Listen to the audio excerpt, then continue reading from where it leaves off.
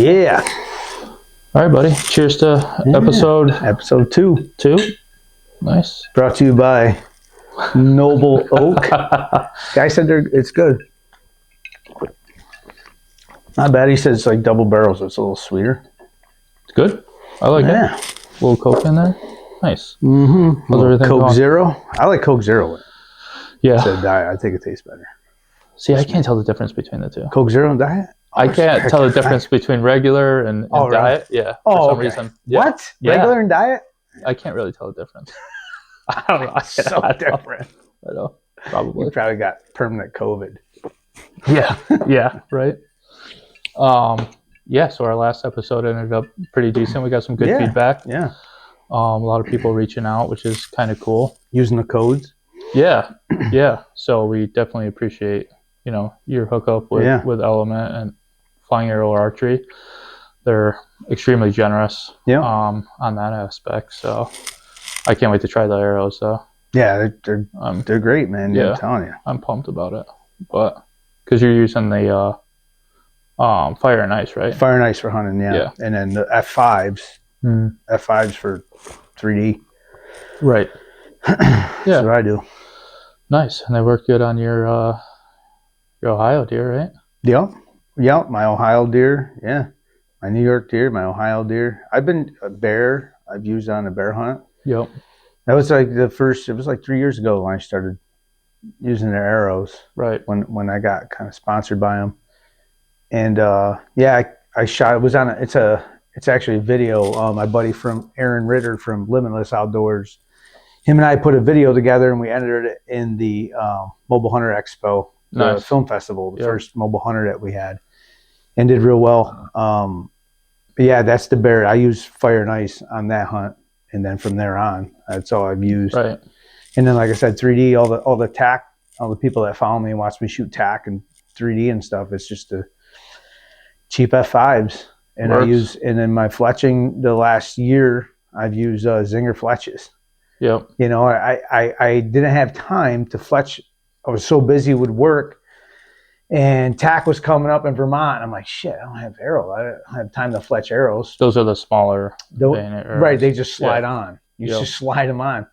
So I met them at one of the Mobile Hunter Expos, and the first one, they were there. Great people. A bunch of my friends shoot Zingers, and I contacted them. I was like, send me some. He sent me some. I shot them. I was like, God, there's no difference. I'm like, I fletched a dozen arrows in 2 minutes. Yeah, I can imagine if they're sliding. You know what I mean? On, they slide right on, and so then that's what I used. And I bought a whole bunch of them. I had I think 2 dozen arrows to go up to when I go to tack. I usually take 2 dozen because I'll shoot some of the novelty shots and stuff like that. And with those arrows being at $60-something a dozen, whatever the heck, $70 a dozen, whatever they are, you could afford to do that. With the more expensive arrows, you're not going to shoot all them fun a little more frugal shots and moving targets and all that stuff that I do. I'm not doing a $200 plus dozen arrows. Right. Yeah. But yeah, they work. They kill the deer just as they're just as dead. Yeah. With that than they were, expensive arrows. I mean, I used VAP TKOs. I used them. Shot great.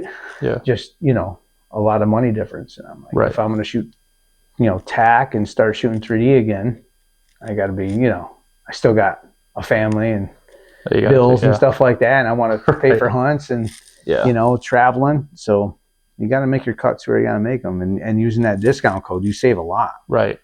It's not like a little discount code. You get a real good deal on it. Yeah. And by the sounds of it, it's not like you're skimping out on integrity and they come fletched. Right. You get them fletched. Yeah. The arrows will come fletches. That, Hey, cut to your length. You could tell them how long you want it. Yep. That arrow will come as soon as it gets here. You glue the insert in, and then you're ready to go. Right. And it comes with the inserts. It comes with everything. Yeah. So that's the way to do it. I mean, if you don't have a saw, a lot of people don't. You go on there, you get the measurement of your arrow. You call when you order it. You order the length with fletching on, and they come and they're ready to go. Yeah, that's sweet. Yeah. Well, speaking of that, how was your season? Good. Yeah. It was good. Yeah. Yeah. I went to Ohio. we had a little hunt camp. We're going to have them guys on. We talked a little bit about it the last episode. But the year before was really good too. The year before, 2 seasons ago, is I go to Ohio every year, and I'm usually the first one to kill out of the group. But I always drive myself because, I could save money if I go with someone, but the first couple times I did that, and I'm the first one to kill, and then I'm stuck there the rest of the week. It's a 1 deer state, right. 1 buck state, and meanwhile my cameras are going off in New York, and I only have, that 7-day vacation. I'm not wasting it. So every time I'd kill there, I would look, and West Virginia would be close, or be states close, and I'm looking, and I'm like, I always end up just coming back home to New York and killing a deer before the end of the season. So last year, not last year, 2 years ago actually. I was at the ATA show working, and I was with who was I with? I was with Aaron Ritter, and we're over at one of the booths, and a guy came up with his son and just talking to us. Great.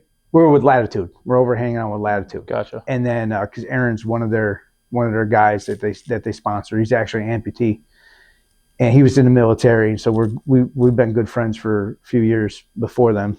And we're just sitting there. This guy came with his son. They're from Indiana. They had pictures, like, holy cow. And then hung out maybe a half hour, 40 minutes or whatever. Kept running into him throughout the show. And I was actually working a booth. I was working in my friend's. Yeah, I was working a booth that time. And I get home, and then I get a friend request from him, and we start messaging. And I was like, wow, Indiana, that's actually a place. I was actually looking at Indiana. I go, Indiana's right past Ohio. So I go to Indiana, hunt for a few days, come back, hunt Ohio a few days, and come to New York. And it was like, how cool to be, because I wanted to get a deer in 2 states. That was my thing, and I've done it a bunch of times. I go, man, imagine getting 3 deer in that, 7 to 10 days. It's 7-day vacation, but it's 10 with the weekend. It comes out to like 10 days.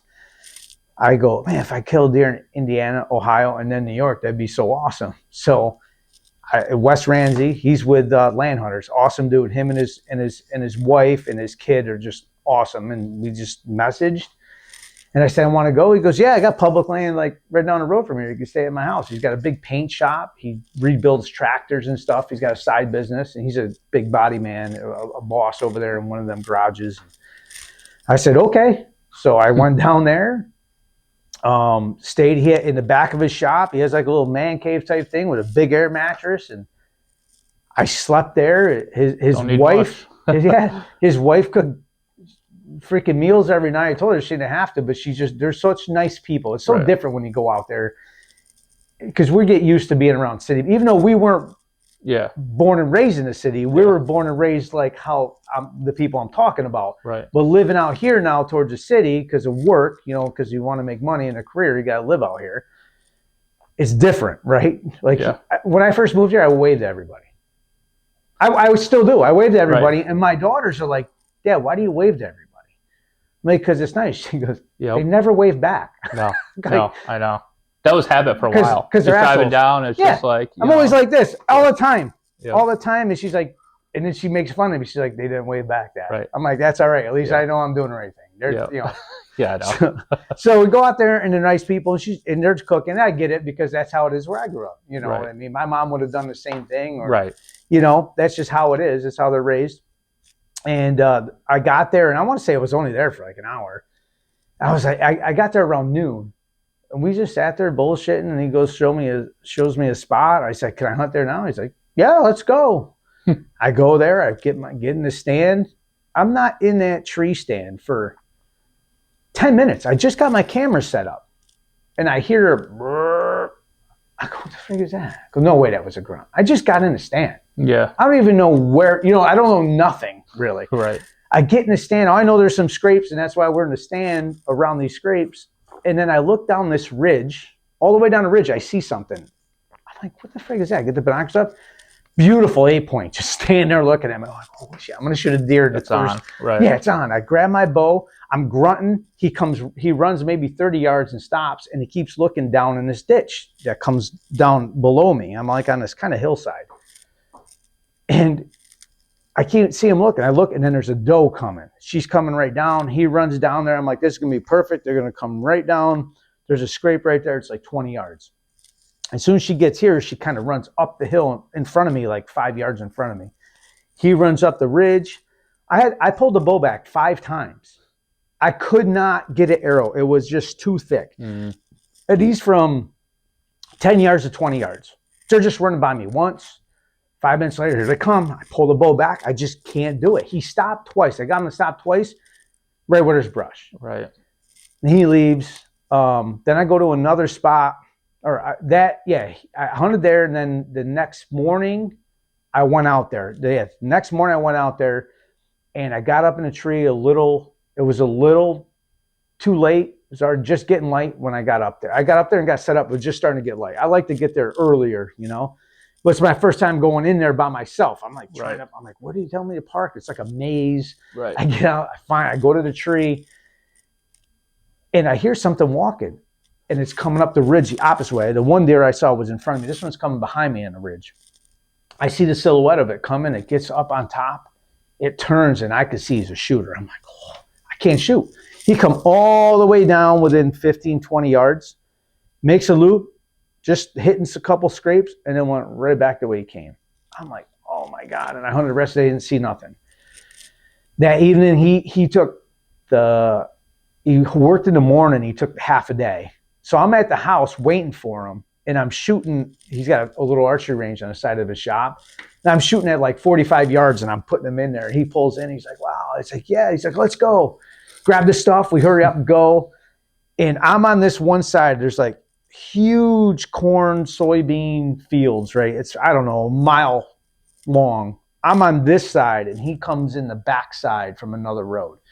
There's like a drainage, like a little stream drainage, and he's right on the edge of that, and he shoots over that, and he has like a little food plot type thing on the edge of this field. It's nice. And I'm all the way on the other side. Got my stand, I have my climber, I got my bow, and I start walking. He said, you go up there, and there's a hill. You see the big hill, and there's a big patch of woods to the right of it. He goes, right in there. There's nice straight trees, always sign in there, a real good spot. I'm walking. As soon as I'm walking, there's like a drainage between the two fields where he doesn't cut, and it's just tall swale grass. As I'm walking, I just see a doe shoot out, a big 10-pointer and a 6-pointer, and they're running his way. I'm like, they're coming to you. And then they turn, and they're just running circles. I go, I got to get to that spot. I start walking. They come running into the grass. I get on my knees. I knock an arrow, and it's, like I said, tall grass, but it's mowed down from where the tractor would drive, right? And right. Sitting there like this, I hear something. I look. I drew the bow back because I saw a tine. Just all I could see is a tine, and it was that 6-pointer. But when I say 6-pointer, like, 115-inch 6-pointer. Right. But there was that big 10. It's probably 150s that was with it. That deer come out. It wasn't 10 yards. I'm like this. Walked right by me. Never saw me. He goes in once, and I put the bow down, and he turned, come back, went in there, and I'm like waiting for the 10-pointer, but then I peek up. I see them going back out in that cut corn, and they're running around. So I go, I got to get to this. I'm like, where's this big hill? Well, there's no hills where we're. It's like northern Indiana. Yeah. It's flat. Right. So there's like this little incline. I go, that must be the hill. We're used to freaking hills, Yeah. I go, that must be what he's talking about. And it's like, you can see where they put corn in there. It's like maybe a few acre little circle with trees around it. I go, that's got to be it. And I'm like, where's the big woods? It's like a couple acres of trees. Like there's not much woods around there. Like a few acres is big, right. So I go in there, looking around for a tree, and there's scrapes everywhere. Like I don't even know. There's so much shine, I don't know where to get. And then all of a sudden, I look on that hillside. I see the doe with her tail up. I can see the white, and then there's a 10-pointer behind her. They're going in there, and I'm like, I get on my knees. I start grunting and everything, and I hear something, and here he comes. The 10-pointer's coming right down this like logging road that's overgrown. Yeah, comes from that hillside. It's coming down. He's like 30 yards. I just can't shoot.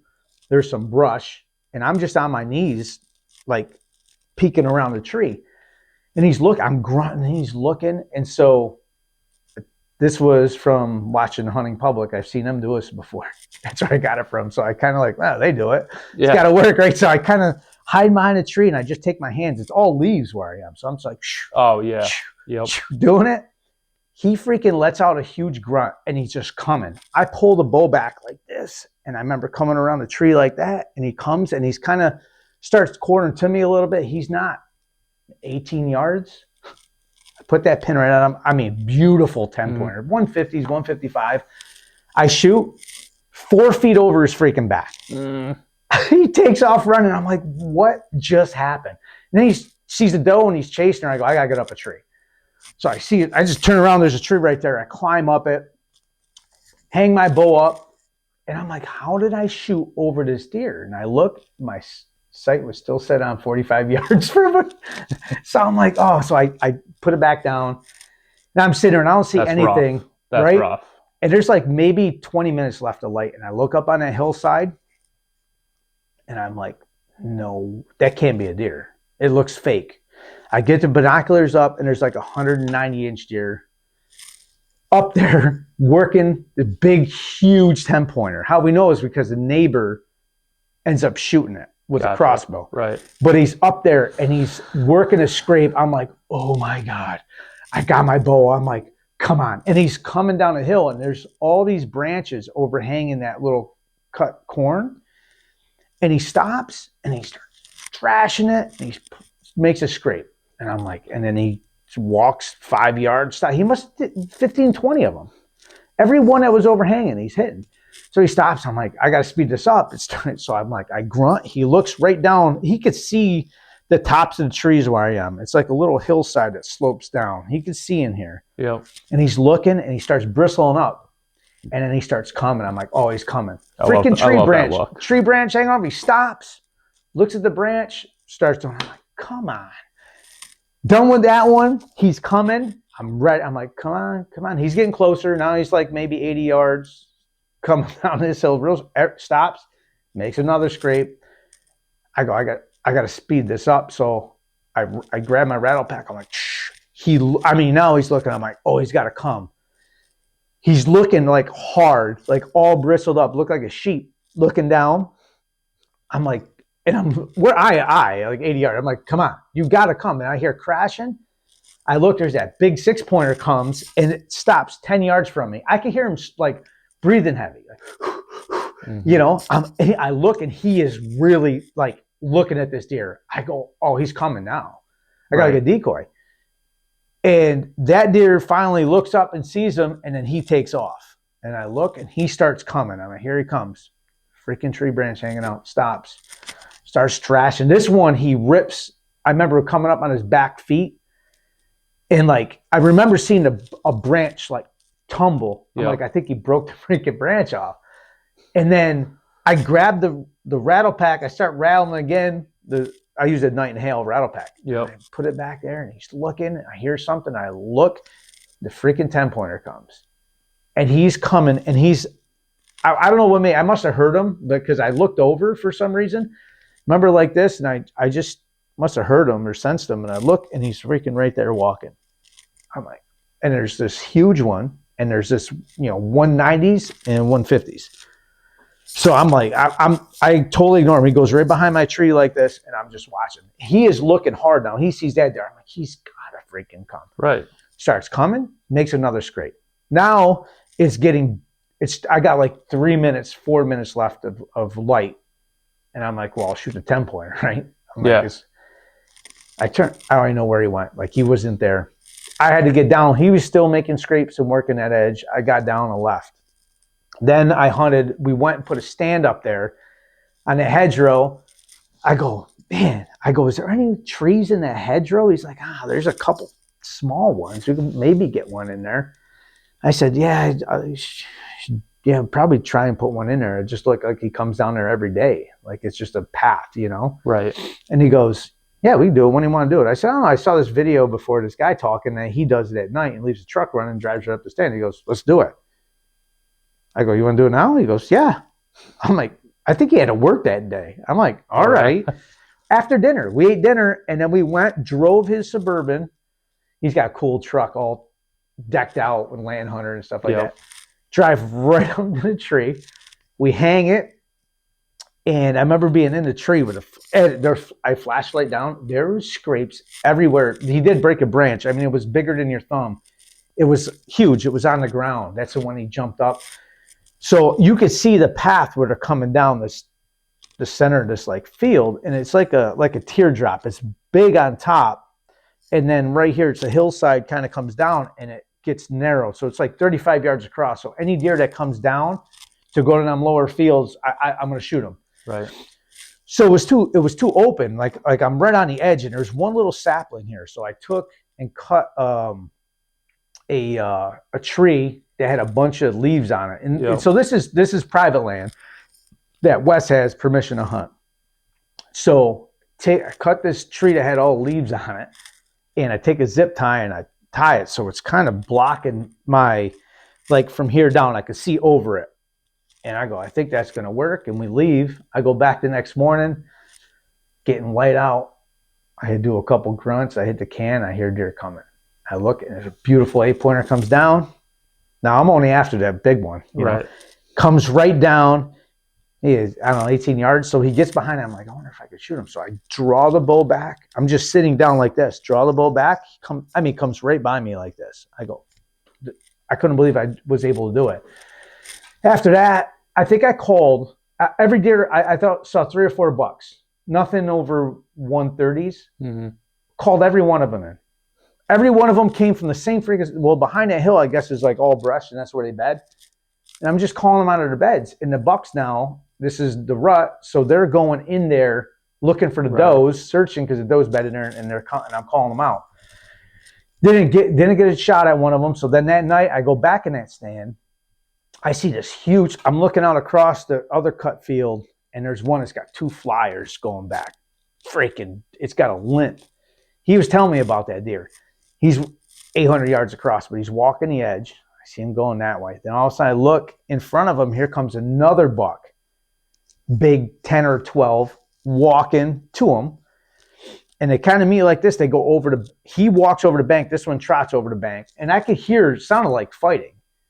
But it was so far away, then all of a sudden, because there's does in the field, all of a sudden, that like the younger buck, the 10-pointer without the flyers, he comes running back over the hill, and he's with all the does. He must have kicked that, whooped on him, because he never come back up in the field. All these other deer in the field. I had a couple small bucks come by me. Oh, actually, that night I had a shooter come, but it was, I'm just getting down, and there's a little like roadway that goes through the hedgerow from the cut cornfield to this like brushy field that I'm in. And I'm freaking getting ready to get down. I look and I see a silhouette of a deer, and he comes right down. And I think it was the 10-pointer that I shot at. Yeah. He was at 150s. I couldn't shoot. It was too dark. He come right down by me. Mm-hmm. Goes exactly where I want him to go. So I go back to the other spot where I saw the one the first day, and the second time I had one coming, it was dark. So this time, now I know where to go. I'm going to get in there when it's, still dark. Get in there an hour before it gets light. I'm up in the stand, and I spray my boots. There's like a video I did of me going to that spot, how I got this deer. I did a whole like kind of tutorial thing. I spray my boots. There's like a little log road that goes around the thick brush, and there's like 4 or 5 scrapes on that. Yep. Spray my boots, going around. I go up the hill, and then I don't like go right to my tree when I spray my feet. I kind of go to my tree, and I make a loop like this, because I used to walk right to the tree and had deer come right to the tree and look right up. So now I do this little loop like this, and I shot so many of them like that coming up my boot prints, from putting deer urine on it, and they turn broadside, give me a good broadside shot. So I did that. Just getting light out, I look around that bend. I'm like, what the hell is that? I get the binoculars, and here comes, I could see with the binoculars, here comes a buck, shooter. It looks like a shooter. I couldn't tell if he's an 8 or a 10. He's coming, goes right to the scrape that we have a camera at. Hits that scrape, comes right by me, and goes down in the bottom. So I text Wes, he's at work. I'm like, was that 8 or a 10? He's like, what?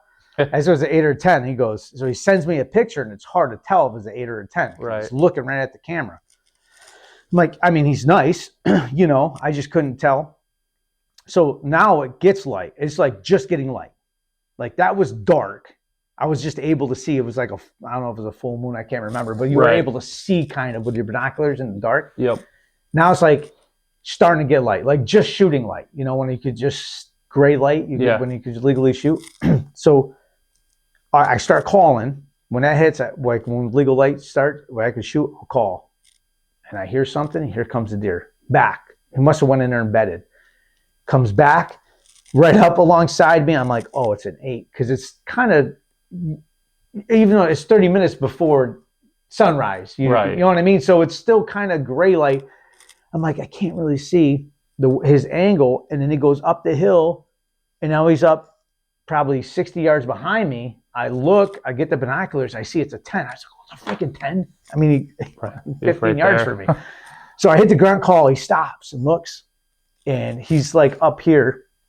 So I hit the grunt again like this, and I take my can out of my pocket, like, way over here. I'm like, eh. He turns, comes right down, pull the bow back, smoke him at 20, 22 yards. He runs, takes off. I text Wes. We go back to the house. He comes. We film the whole recovery and everything right to the deer. Like, awesome. Get the deer. I cut it up, and I said, that was only like 3 or 4 days. 4 days maybe I was there. Right. Now I said, well, let me hit Ohio. I go to Ohio where my buddy I was in the military with, and I'm with him. And we go scouting. We walk up this logging road. I put my tree stand on a tree. I was there a few years ago, so I got an idea about this spot. Put my tree stand on a tree because there's scrapes along this logging road. Well, let's go along the logging road up, and then there's this other posted property up top that's like a little field. So we go up there, look. As soon as we come back down, we walked right by them. Freaking huge 10-pointer jumps up with an 8-pointer behind it, and they run. They must have went 10 yards past my tree stand. They ran right off this corner, right down by the stand. I come in from the bottom. So we're high five, like, oh my God. So go down there. Now I kick all the leaves down the logging road. Like we're walking, pushing the leaves out. So when I come in the morning, because they're bedding 80 yards in front of it, across on this like point around, it's like real thick. That's where they were bedded. I go, they got to bed in the same place. So I come up, I tiptoe up there, climb up the tree. It just gets light. I do a couple grunts, couple cans. And I just sit down. I hear deer running. I grab my bow. I pull it back.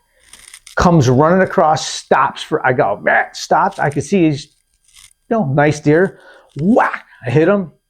Runs maybe, 30, 40 yards. I don't hear him run anymore. I go, he's got to be dead right there. Because it's all leaves. Right. So I get down.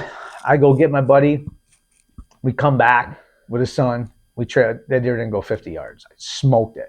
Nice 8-pointer, 110-inch 8-pointer. Yep. And one day. So I get that deer, we quartered everything, like hang out another day or two with him, just hanging out. And I was like, I'm going to go back to New York. So I got 2 days left in New York.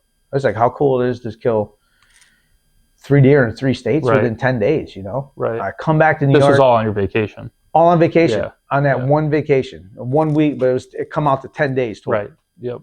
So there's 2 days left in New York now. I come back, I hunt I pass a couple small bucks. The last evening, the very last evening, this is the rack that's upstairs, the skull mount that's by the door up there. Yeah. So I'm in my tree. I just get up there. I was in my saddle this time. I'm in my saddle.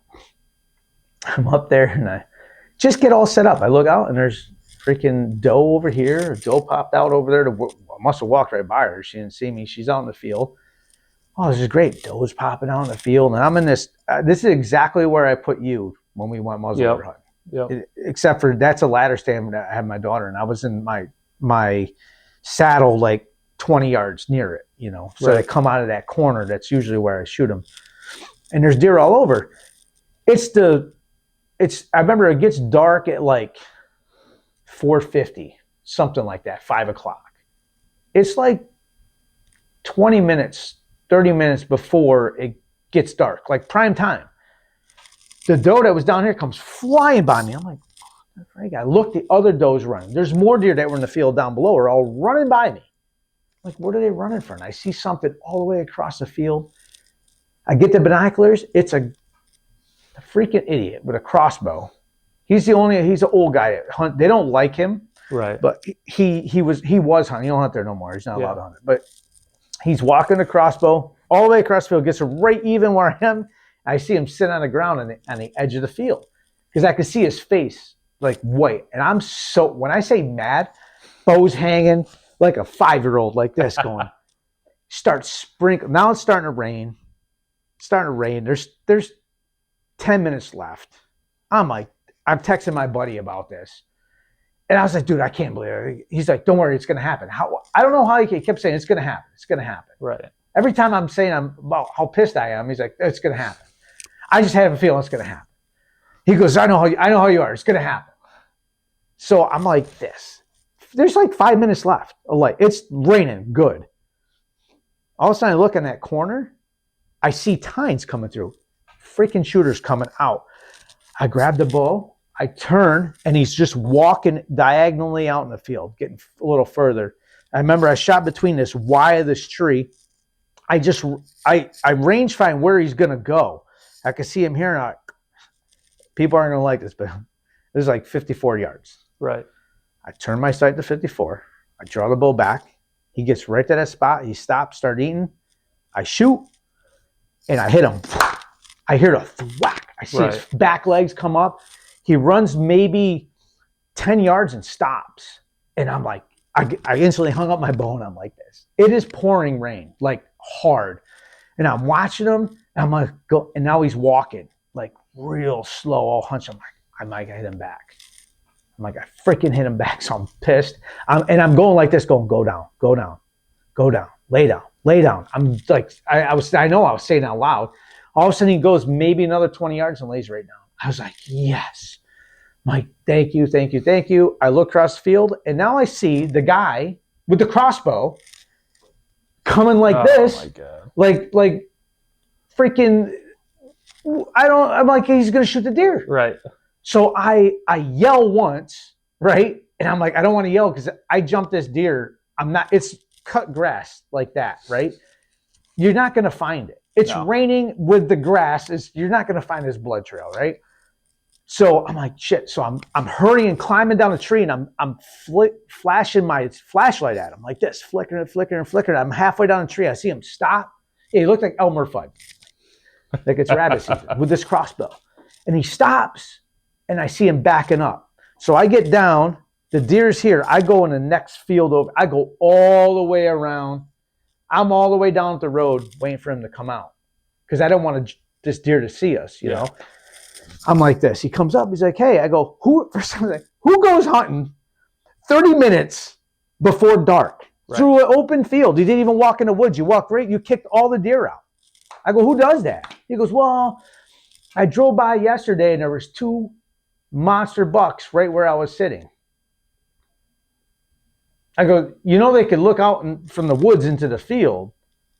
They'll see you. Like, yeah, they're out there at that time, but I go, whatever, man. I go, why were you going to shoot my deer? He goes, you shot that deer? I go, yeah, I shot the deer. He goes, oh, well, this is what happened. He goes, I'm sitting. So it is the field goes up like this, and where he's sitting, he's a little low, so he can't see where I am. Right. He said, I heard a whack, like a noise, and he looked up and he sees a deer running. It stops walking, and it lays down. So he waited till it's dark, till the last minute or so. Sweet. Let me walk up and see. So he got up like this, and he's getting there. And he goes, as I'm going, I'm looking at the deer, and I look right behind, from where the deer was to where I am is like 100-something yards. He says, I see a flashlight flashing in a tree, and I goes, oh. And he goes, so I backed out because I wasn't sure. I was like, no, I shot it. He goes, he's laying down right there. I go, I know he's laying down right there. And so I said, I saw you walking up to it. And I go, yeah, I saw it come out. He goes, I go, I just saw it on one side. He goes, oh, you don't know how big he is? I go, no. He's like, dude, he's a giant. I'm like, he is? He goes, yeah, he's past his ears. I mean, he's got nice tines. Now I'm like, When I say pouring, you can't barely see 20 yards now. Like torrential downpour. So I get my buddy. We're like, let's go to town. We like went to Walmart, got some flashlights, like got coffee, come back, grab the deer cart. Usually I don't, right? Because that's bad luck, right? So we bring the deer cart halfway and leave it kind of in the field. We go back. So here's a little tip. So when I shot that deer and he laid down, so this is another thing I do. Now, it's with the phones, it's even better, easier than with a compass. So I see where he is, and you could turn the compass on your phone. So I turn the compass on, and I see him. This is just before I got down, I did this. I'm like this, the compass, pointed right at him, and I take a screenshot of it. And then I did all that with the guy. Come back to the tree. Oh, I know what I have to do, right? Yep. So I'm looking at the compass. This is like northwest, say. And I'm following the northwest, and then I just keep going and going and going, and he's got the light like this, right? So he sees the deer. He's like, there he is. I'm like, he's got to be right here somewhere. And he's got the light. He goes, he's right there. And I see him. I'm like, oh. So I'm like, I'm going to have to like really stab him or something. You know what I mean? Like, so I said, hold the light on him. I go all the way around in the darkness, and I'm coming up, and I see his light. I'm going towards his light. And I get there, and I'm looking at the deer. I get my binoculars. Like, he's not breathing. I'm like, he's dead. It was raining so hard. It looked like his eyes were, because he says he's blinking, you know? Yeah. So we're sitting there laughing. And so we're laughing. Get the deer, put him on the cart, bring him all the way back. He didn't go anywhere. He was exactly where he laid down. He died right there. And at that time, I was shooting, what did I shoot that year? No, I still was shooting. No, I was shooting Sever. Sever. I shot him with the Sever, the regular Sever. And I hit him a little bit back, but I must have caught the liver. I caught the stomach and must have caught a little bit of his liver. Right. So he didn't go anywhere. He laid down right there and was dead. We take him out and gut him. And there I am, like 3 deer within 10 days. That's you know awesome. what I mean? How often does that run? Happen? Yeah. You know what I mean? Yeah, that's awesome. No kidding. It's crazy too, the different experiences you have in New York versus out west a little bit, because it's like you go out west and it's like they just act different out there. They do. They're not, well, one, they're not as timid. Yes. To a degree anyway, depending on, pressure and stuff like that. But especially calling. So calling, I think a lot of it's like your buck to doe ratio, right? So it's very even out there. There's a lot more, the buck to doe ratio is pretty more even than here. So they have to fight. I think they have to fight a lot more to breed does. Here, like that deer is the only, there's no one other, it's him. He gets all he wants. And there's 20, 30 does in the woods. Right. They don't have to work for it. But I did rattle him in. I rattled that deer in on a full run. Yeah. So it does work in New York. That was 2000. I shot him in 2017. I rattled him, and I shot this one a year later. Yeah. Rattled him in. So it does work, but I think you just got to have that mature deer in that woods. But I did rattle smaller deer in. Right. You know what I mean? Out of curiosity and I think it's out of like it's got to be the right time. Yeah. But every time I've ever called or rattled it out west, if I'm there for a week, I'm calling in multiple deer. Yeah. Not like New York. Right. Like that was the first deer I ever really rattled in, and I've been hunting since I was 12. Right. I shot him in 2017. You know what I mean? Yeah. So right place, right time. But when you go out west, it's so different. Yeah. Different. The snorting, wheezing, like we talked about the last one, the big community scrapes. We just don't see that around here. Right. Out west, I see Ohio, and I see them all over the place. Yeah.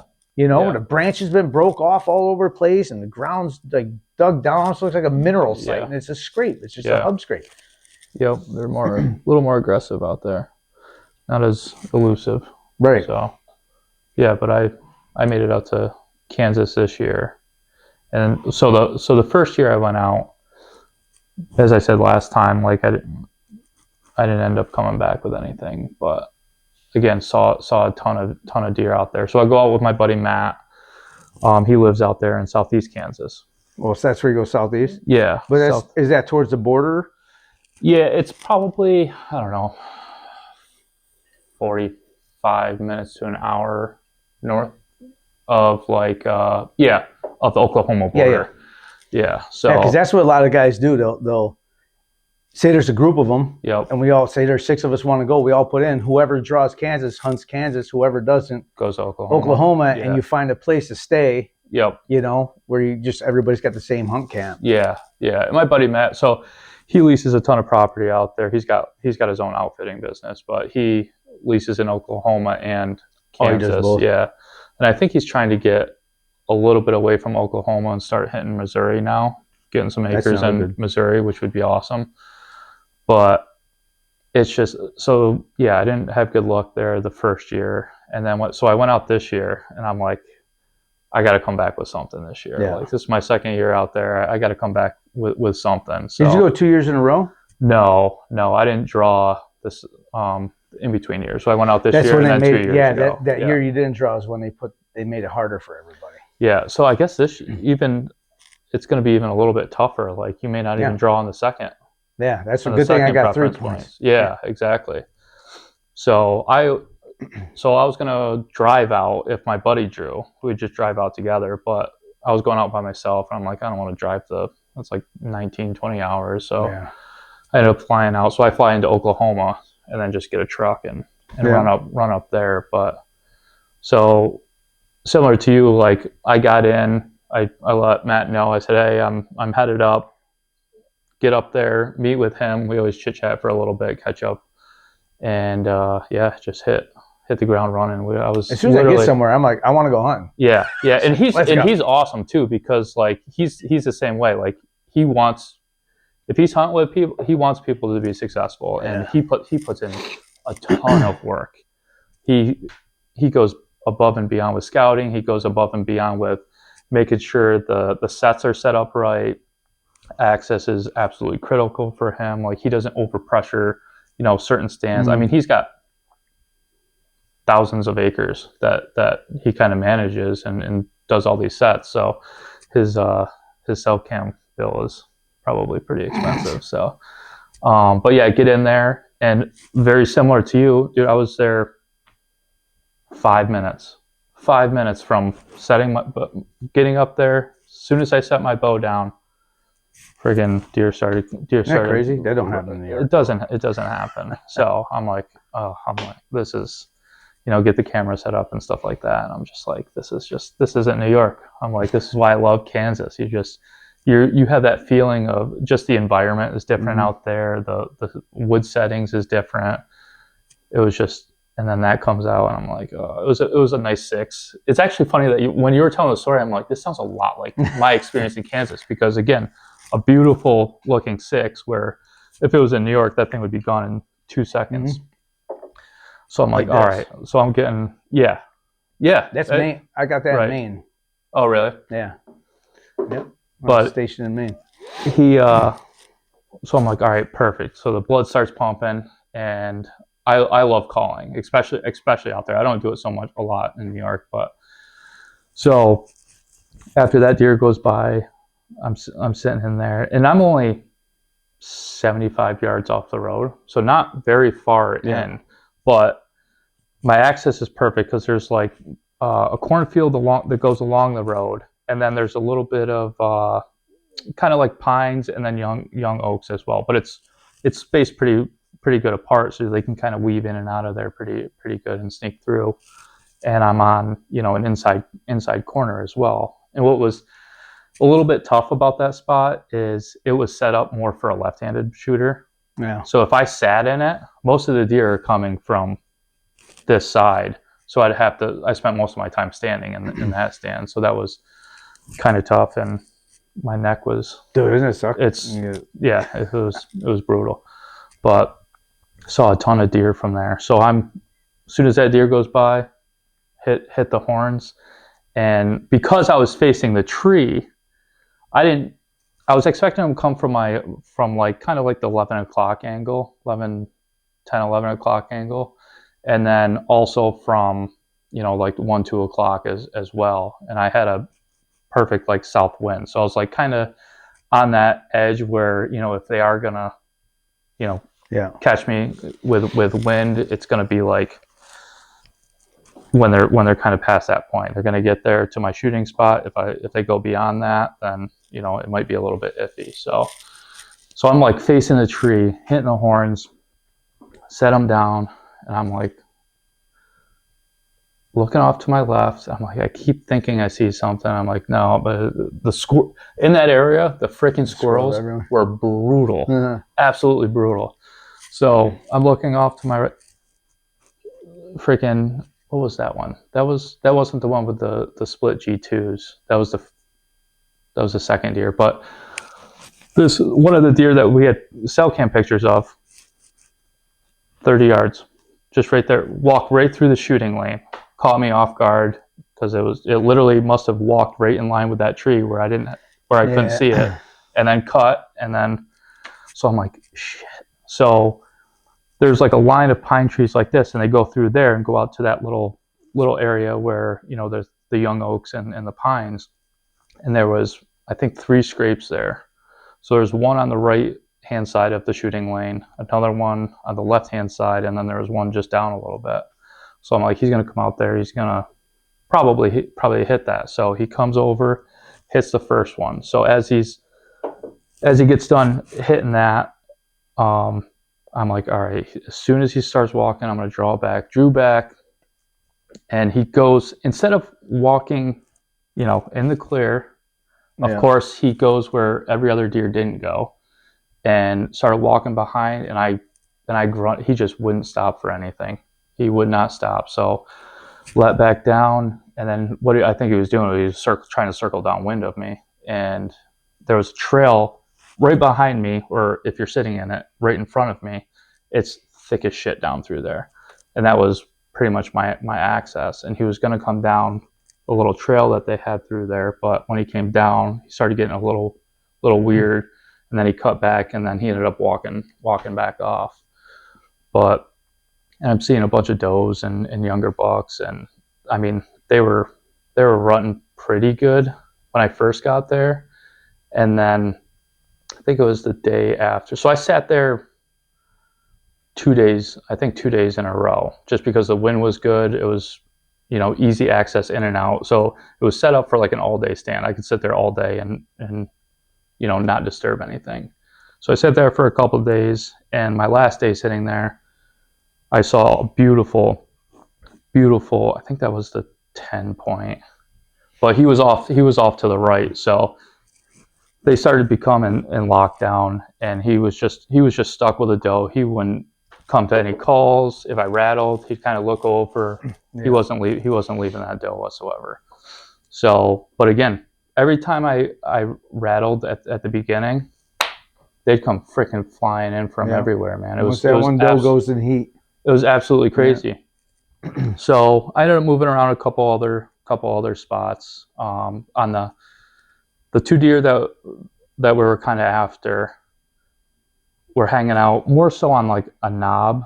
Again, very similar to yours. They would like bed up on this knob. So this stand was here, and then probably half a mile on the other side, we had another set. So Matt's like, you know, head over there in the afternoon, because the wind was starting to shift and stuff like. And again, he's very critical of that stuff, because he doesn't want to blow out in case he has other people that are going to sit in there.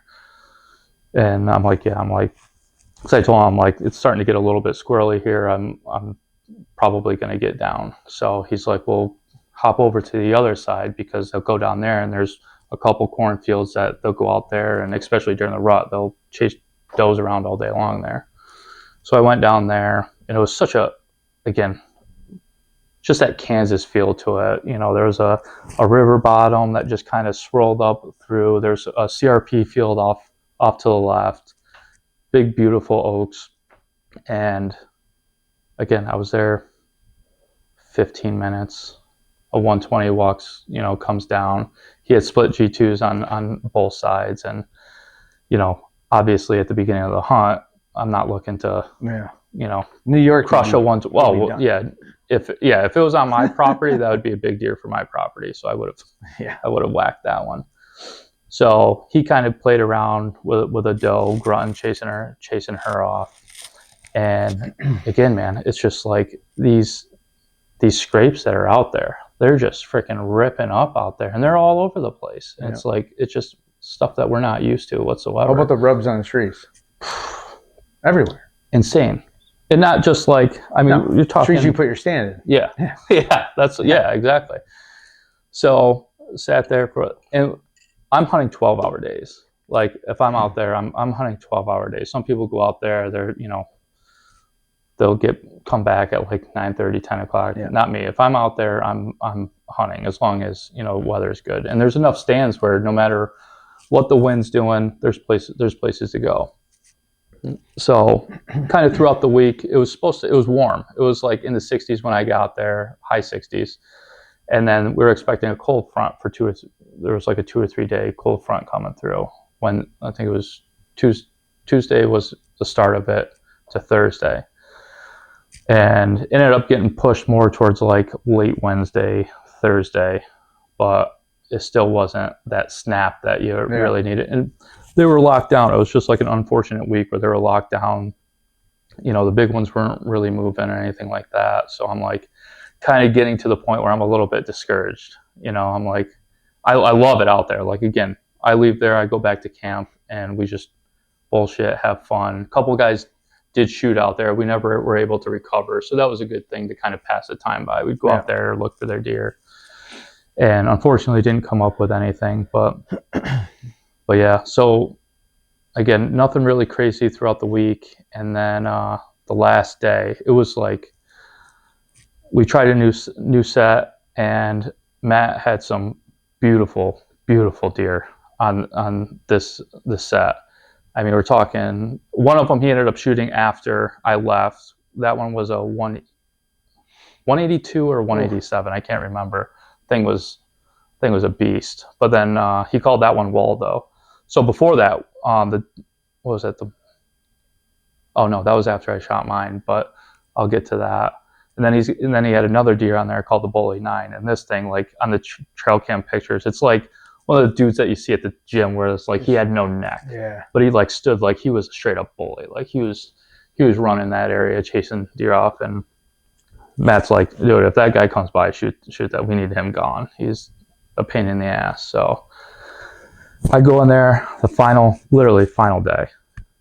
And I'm like, please God, just present me with something. Like, and of course, I'm not going to be super picky on the last day, but so walking up, and it's just like a super crisp morning.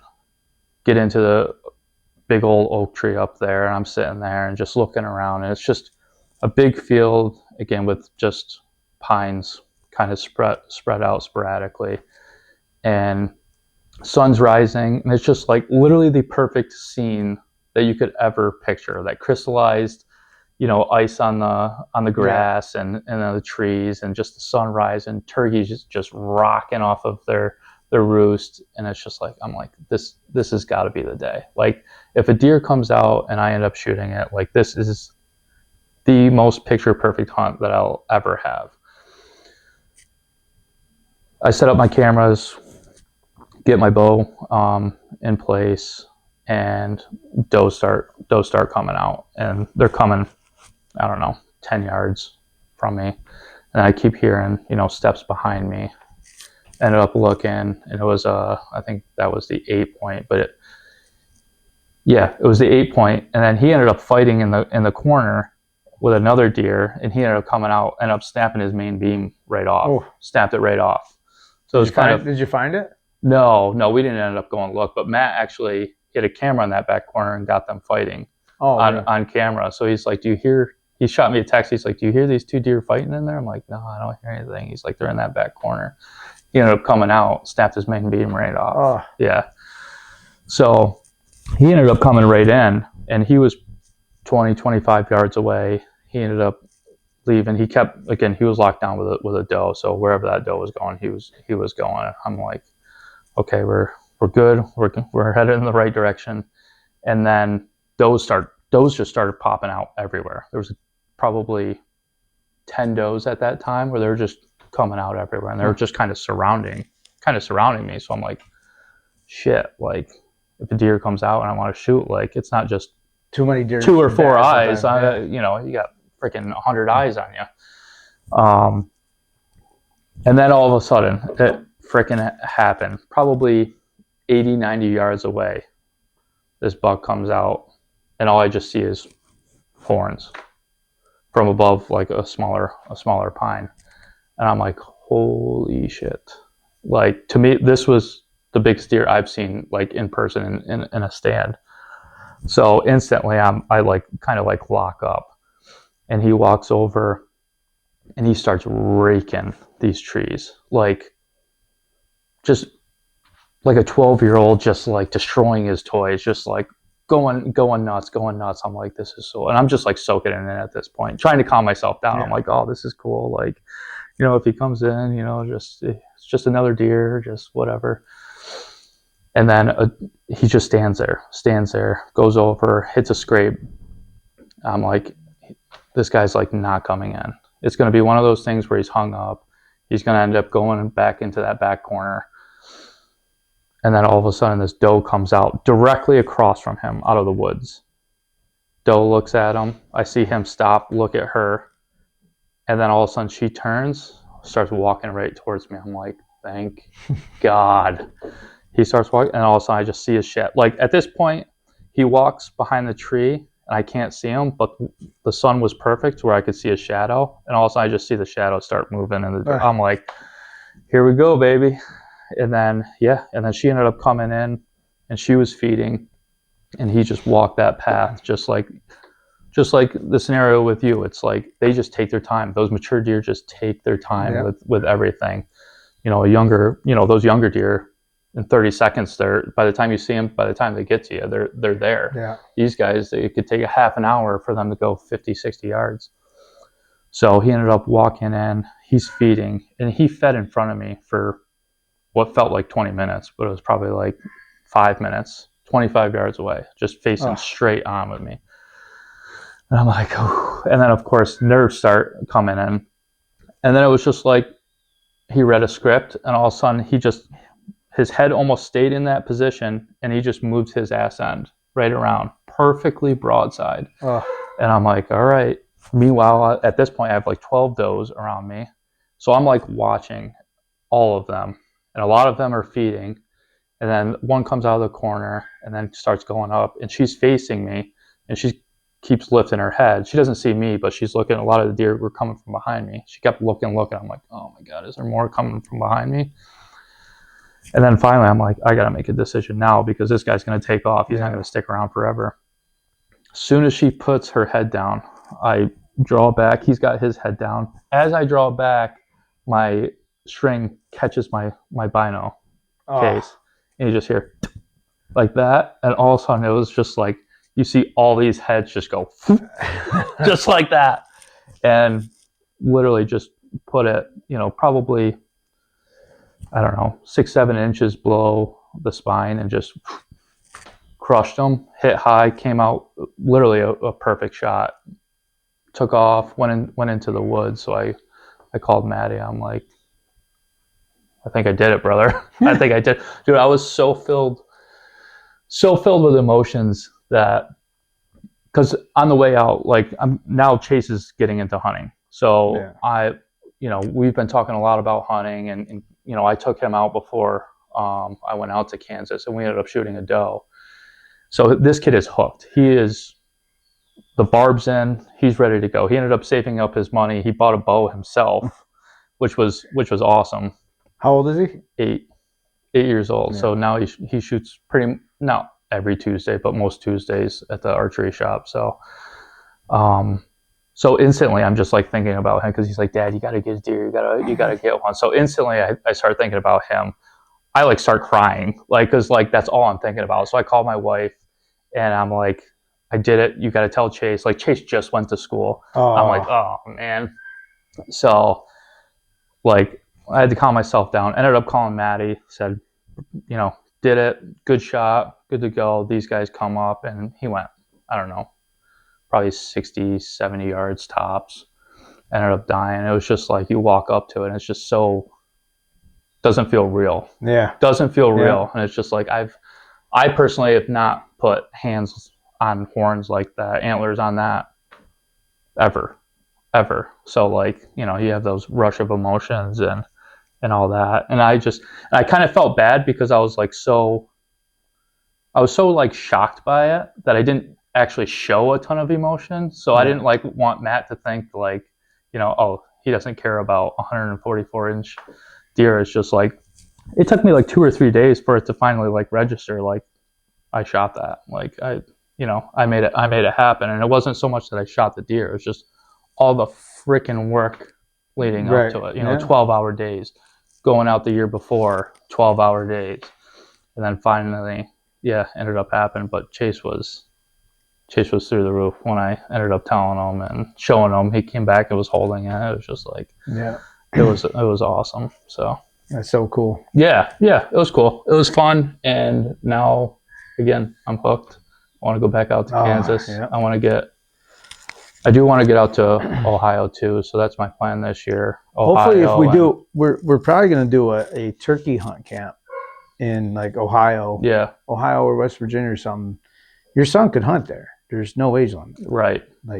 I took my daughter, like I said, to Ohio when she was 9. Yeah. Yeah. She killed her first turkey. Right. You know, so yeah. I mean, it's a great place. Like that's another thing nice about out west. There's you know what I mean? Your kid 7, 8 years old could hunt, you know, and now with shooting like the Satty Fatty, the ammo with a 410, I mean, we're shooting them at 40 yards with a 410, you know, and your kid has it doesn't even doesn't phase them. No. Yeah, so think about that. Yeah, because he's like in the mode right now where he's kind of like taking it all in, and I'm teaching him like little things here and there. A lot of it is obviously just safety first, like going through the safety motions. You know, I don't want to overload them. I don't want to make it so it's not fun. So like if we're walking to the stand. Hey guys, just a quick reminder, go check out Flying Arrow Archery. Whether you need arrows, broadheads, arrow components, anything along those lines, check it out. Don't forget to use promo code MDCGA47. Make deer camp great again. 47. Now back to the pod. So when he steps on a stick, you know, I'll sit down with him and talk with him a little bit about why it's important on, you know, being careful where you walk and this and that, because obviously deer have good senses when it comes to hearing, smelling. And so now when I step on a stick, all hell breaks loose. He gets mad at you. He gets mad you at me. Want a drink? So yeah, definitely. So it's just kind of cool that he's starting to pick up on that. And again, the terminology and all that stuff and getting familiar with, you know, just how hunting goes in general and throughout the year. So kind of catch on and start taking his own shape with things. So that's the best way to do it. You start them now. Yeah. And then you teach them the right way. I got so many friends at home with that, you know, it was different. You know, they were just raised different. They were, you know, deer drives, just go there, like sight your gun and just shoot at a paper plate at 25 yards with a shotgun. And if you hit it, you're good. You know, 3 out of 5 times you're good. Right. You know, and I was brought up like, no, you're going to hit it at 100 yards every time. Yeah. You know what I mean? So it's just different ways we were brought up, you know? Yep. Yeah, for sure. So, and the big thing too is, you know, just the right from wrong, understanding that you got to respect people's boundaries, you know, with property lines. That's a big thing because you can't, you know, they'll say, oh, deer, you know, let's go, can we just go? And, you know, I talked to them about that because that's a big thing for me. So just respecting people's boundaries and you know. And hunting spots too. Yeah. That's another thing. Yeah. No, that is big. So, but yeah, no, I think at the end of the day, he's starting to pick it up, and you know, we don't want him kind of transitioning into, you know, one of these hunters that do things that are unethical or, you know, doing things that'll get them in trouble ultimately.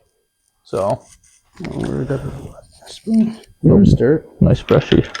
Yeah, I'll give her a good little stir. Little Swirly. Little Remy. Yeah. Oh. Did you see that? Cheers. Boom. So you showed me that Warden video. Oh, with C.J. Alexander? Yeah. Yeah, man. So it's funny. And you had backstory on that, too. Yeah. So when he was on Jeremy and Jerry's, when he was on Hunter Podcast, I commented on like the YouTube video. I'm like, great job. That's a monster buck. He must be back. Then he friend requests me. We chatted it up. I'm like, oh, it's, freaking giant, this and that. And so nobody really knew what was going on at first. Like that was the very beginning of it.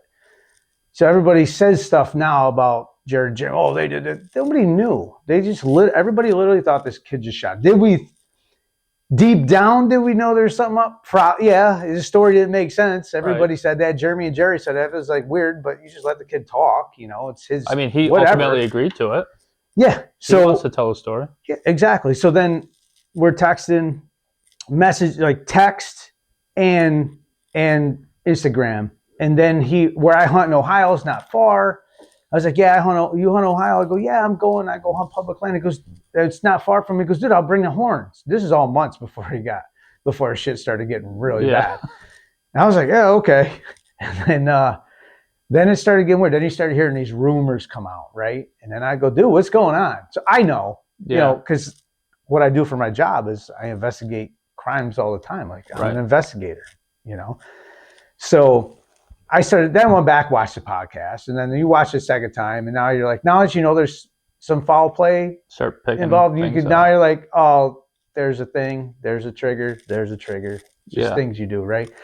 And then when I'm talking to him, then he's telling me his whole thing. He goes, yeah, they're saying I shot it 13 miles away or whatever. I shot at my sister's, and he just sticks with this lie. And then eventually it starts getting worse, and every time it get more stuff got out there, then that's every time that happened, he would message me.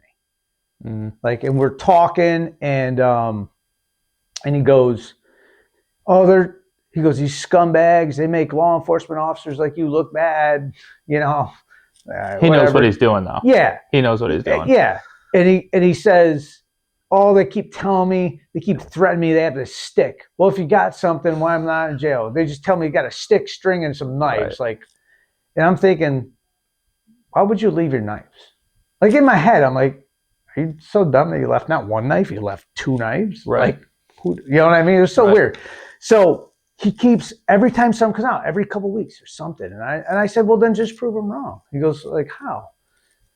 Your cell phone data. Like you literally can, your cell phone tells you everywhere you were. Well, I didn't have mine on me. Well, then it's going to show that you didn't have it on you. Right. And it's going to show you said your girlfriend picked you up or your wife, whatever she was. Guaranteed she had a cell phone on her. It's going to show where she was. It's going to show where she picked you up, where she dropped you off. It's going to show every text message, every phone call. It's going to show you all that stuff. And then they're going to subpoena your bank accounts, and they're going to see everywhere you went and spent money. Like easy passes on the throughways. Like there's so many ways. Right. Some states have, in the cities, they have like the traffic cameras. Yeah. Like you will literally look and see license plate readers and all this stuff, right? Yep. So there's a ton of ways. It's hard to get away with anything. You can't do it anymore. And that's when he started getting nervous. And I said, like the pictures. It's like, what do you mean? They have what's called metadata. When you take a picture, it tells you where, the time, everything on it. Like it don't lie. Yeah. Even if you delete all this off your phone, they still can celebrate it or pull your data. Like it's not gone. So that's when he started getting, it was a little weird. So I'm like, going to just prove him wrong then. Just prove it. You can literally prove them that you were here. Yeah. And this is where he did it. And this is when the pictures were never taken at this place and at this time. Like it's easy. And then I hear from forever after that, really. And that was it. And exactly what happened. Right. If you watch, I want to take away from that podcast, the Warren's podcast, where we talk about it. They read the text messages. Oh, it's the first one that they actually have all the transcripts and everything. Yeah. They're reading the text messages. They did a really good job with that. Yeah, they're reading it. And the second part too was they have the actual two DNR officers that caught him and how they did it and all the evidence was a slam dunk. Slam dunk. Yeah. You went to Walmart and bought orange string of tarp. Like what? And then you bought ice, right? Because you went over there, you packed the deer in ice and wrapped it in a tarp and then tied it with this orange string. Right. And then you left the ice bags there, right? Left the ice bags there and the pieces of string. Like he was hoping the glove didn't fit. Why, but he would keep lying. Like, you know they got you. Just come. I don't hate. I mean, it sucks he did it, right? Yeah. Maybe he did it for money because he doesn't look like he comes from a lot. Nothing against him, but it just, you could tell he's having hard times. And maybe that's what, some people go rob grocery stores for food. Right. He was doing that I don't know if he was doing it to brag or make money. I don't know, or maybe a little bit of both, but that's, only he knows. But I hope this changes the way he thinks. I hope he comes out and says, like, look at Brackett came out, said what he did wrong. Yeah. You know what I mean? Bomar came out, said what he did wrong. Yeah. You know what I mean? Like, you could come out and just tell the truth. Yeah. I think it would be better. Story, it would be better for him to do that. But I just think he's just it sucks. I just think he's a compulsive liar, and this is just what he does.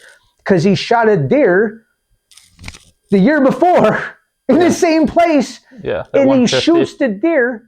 After he shoots the deer, he goes, gotta buy my license now. Like, sends a text message or whatever. Like, it's all forgot about that. Yeah. And then, but you could see, you took a picture of the deer, and you could see when that picture in the metadata, that picture was taken, say, for example, 9:00, and you bought your license at 1.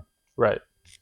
You can look that up. It's very easy and simple to do, but you didn't think of any of this. You know what I mean? Like, and it was in the same place. Right. I don't know, man. Yeah. They found they found the bags of corn. Like, what are we, like, empty bags.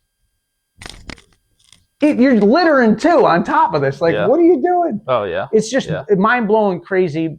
And them are obviously not the only 2 deer he's done it to. Probably There's got to be tons of them. Yeah. You know what I mean? Because he just willy-nilly don't care. Yeah. Yeah. Most of them that are jacking deer at night or, doing it illegally, and however I give him credit for this. The kid will sit all day.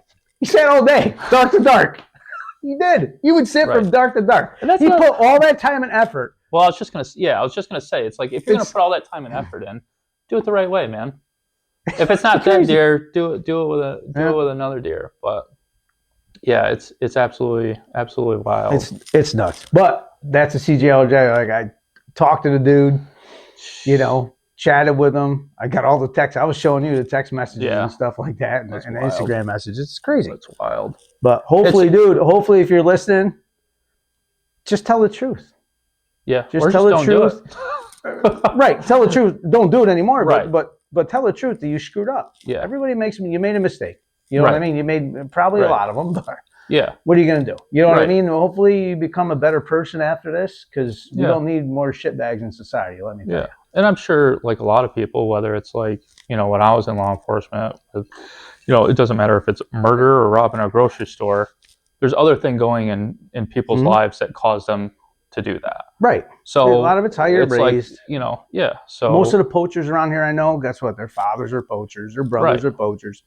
They get caught in New York and nothing happens. Right. You know what I mean? It happens all the time. Yeah. And a lot of them just think that they can't come back from it. That's another thing too. It's like, oh, that's, my name's, my last name is X. Like, that's just what people are going to know me as, so I might as well keep doing it.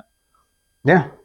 Break that curse, man. Exactly. Break that curse. So, like, have a deer on a wall that you could brag about. Yeah. You could tell a cool story that's not a lie, that has to get passed on for generations, because if you shoot this big buck, it's on a wall, and you shot illegally, you got to make up a lie. Yeah. So you're telling that lie, and then your kid's going to tell their kids a lie, and this lie is going to live on. Like, how do you live like that? Yeah. I don't understand how you could have something. It's no different than these guys that I see with, they're selling products or working for a company, and they're juiced out of their gills. Right? Oh, right. They're just jacked as hell, and they're like, you got to drink this protein. Buddy, that is not protein, but... How do you live life going through your lie every day? You're lying. You're just a walking lie. Just come out and say that you do steroids. I'll pat you on the back. Like, dude, that's crazy you do it. Don't be like, oh, I don't do it. I just eat certain foods and high protein and take creatine and bullshit. Right. Well, it's funny. You looked that same size before you started taking that supplement from that company. You started working for them, but that's I hate that because you got these other people, right? These kids, because I was one of them growing up. Like, oh, I got to get the Cell Tech. Remember Cell Tech? Right. Creatine. I mean, this. I'm like, I'm not getting big like the guys in the pictures. Like, what's going on? Being young, that is a bad influence. Yes. That whole thing's a bad influence because now you think there's something wrong with you. And you start overtraining or body dysmorphia, or some girls come anorexic. There's all these things from these celebrities or models or whatever you want to see, influencers that are telling you this is how they got there when it's a lie. You're lying. You did not get there like that. I absolutely can't stand it. And every juice head that comes to the gym that I've either sparred or done jujitsu with, I wreck them. Right. There's a whole different thing. It's all this walking fake stuff. Yeah. You know, so I don't know how it's like Alexander with a deer on a wall and he got to make up a lie, them in their body, and every time they're flexing their muscles, you have to come up with a lie because you're not telling them, I juice, I take so many cc's of this. Why don't you just come out and say it? But you live this lie. Yeah, well, I don't know how people do that. Yeah, in his case, though, he wasn't even going to mouth the deer. He sold the horns. Sold it. And you know what I mean? And that's when... So you use that money to put a down payment on a house. That's what it was. He kept saying, this is house money. We finally get a house. Right. We finally buy a house. So it's like you're living off of that lie. It sucks he did it, but I feel bad for you. Like, that was... Right. You spent dark to dark in tree stands. Money on freaking tarps, 2 knives. Why do you need 2 knives? I don't know. Tarp, rope, bait, all this shit. If you would have put that much time and effort into a job, you wouldn't be wanting to kill a deer for money for your house. Right. You know what I mean? But that's just how some people are raised. Yeah. They want the quick thing. Nothing in life has come easy. Nothing. No. And if it came easy, it's not a good thing. No. Everything good comes with a struggle. It's true. Yeah. You want the money, you got to work hard. You can't just go, I'm going to go shoot that deer and we're going to sell and buy a house. I don't know how you think that was ever going to work. I don't know how you think that was ever going to work, but people do. Yeah. People do, because that was a thing. He saw the money. I can do it. He saw the deer. It's like robbing a bank, I guess. Yeah. He's like, I could go rob that bank and nobody's going to know, and I'm going to tell this lie. You know? Yeah. It's crazy. Yeah. Protect your neighbors, protect your friends. Mm-hmm. Yep. I'm going to start going to my neighbors, especially after, hearing the story from, the DNR guys. Like, again, they did a great investigation. Like, it was, they put in a lot of time. Everybody thought they weren't doing anything. They're like, people don't understand when you subpoena cell phones and it doesn't happen. And, dude, it's hard to explain. Paperwork. It's like a file like this, thumb drives, you're going through all this stuff, and then you got to compare all these things, and then if they're going to stores, you got to go get the video footage, the camera footage, the surveillance, and there's so many things. Gas stations where he pumped gas, where was he going? Like, all this stuff. It's like a can of worms. It's nothing easy. And especially if you're bringing it to court, like, you need your shit. You need everything right. Exactly. Yeah.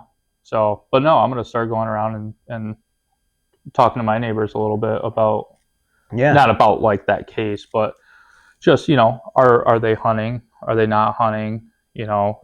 Are people allowed to hunt on their property, just so I can help them out too. Like, if I see something weird where, one, corn baiting is illegal in New York, but like seeing something fishy where someone's going in, like, I'll drive up to the house and be like, hey, is someone's supposed to be on your property, or at least approach the person just to kind of see what's going on. And I think that ends up helping everybody in the end, because the last it happens everywhere. Yeah. The only deer I've killed that I've gutted them and there's corn in their stomach.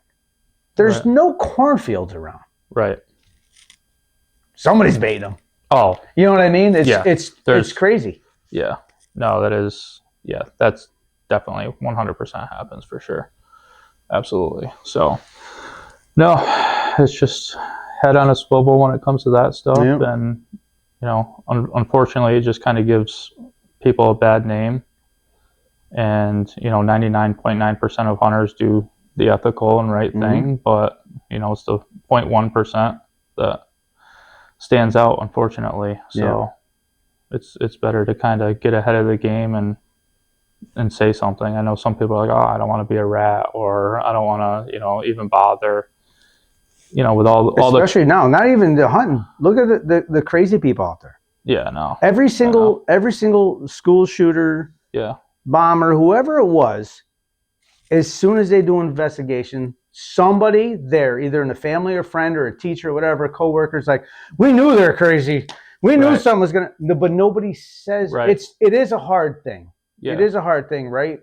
Like when the Boston bomber did that, right? Yeah. And the neighbors, like, we knew something was going on. Right. And my wife's like, I can't believe they didn't say anything. And I looked at her, I'm like, you wouldn't have said anything either. Yes, I would. No, you wouldn't, because what if you're wrong? Right. A white woman, right? Right. Says that the Middle Eastern neighbors are doing some kind of terrorist shit. Right. And if you're wrong, now you got to live next to these people every day. You wouldn't. That's why you would never do it. Yeah. You won't do it because you don't want the repercussion of what if I'm wrong. What can happen? Yeah. You know what I mean? Because there's those that doubt. Maybe I think there's something going on, but I'm not going to say anything because I'm not 100% sure. It's tough. It's a hard thing to say it. Yeah. But somebody's got to do something because people are losing their minds. Yeah, and especially with you in law enforcement, me used to being in law enforcement, there's definitely ways where you can, talk to law enforcement. And it's not like depending on the severity of how you're presenting it, they're not going to walk right up to the door. They may drive by once in a while. If they see something, they'll build up their own case in order to kind of approach them. Well, not a lot of them. There's hotlines. There's where you could send in tips. You could leave your name out. Yeah. There's ways, but nobody thinks about it. You know what I mean? And it's not to purposely jam anybody up, but you got to look out for your neighbor. You got to protect yourself and your neighbors. You're doing it for the greater good. Now, if you're doing it maliciously, and it's clearly you're just trying to get that person out of there or whatever, then you're an idiot. But hopefully, kind of back to the Alexander thing, hopefully he kind of learns from it and has a little redemption story and does something good for the community. Or hope so. Or I doubt it, but hope so. Hopefully. Yeah. But no, I'm good if you're good, brother. Yeah. This next Wednesday, Thursday. Yeah, we'll be in ATA show. ATA show. Great American Outdoor Show. Yeah. Great American Outdoor Show. Yeah. We'll be there. Harrisburg. Yeah. We'll be hanging around. We'll be at the Elevate tree stand booth, hanging out there. We'll be over by else would be over there. We'll be at the trophy line, be hanging out there. I know a couple of guys working there. Osseo gear, the camo. Yep. We'll go stop by, see Rendell Eric. Hang out with him a little bit. And so if you're at the show and you guys see us or message us on Facebook, Instagram, whatever, YouTube. Otherwise, just have fun. Yeah. Hopefully we see you. We'll have a couple drinks or have dinner, hang out. A group of people, hang out, whatever. Cool. Shoot the shit, All right. Cheers. Episode 2.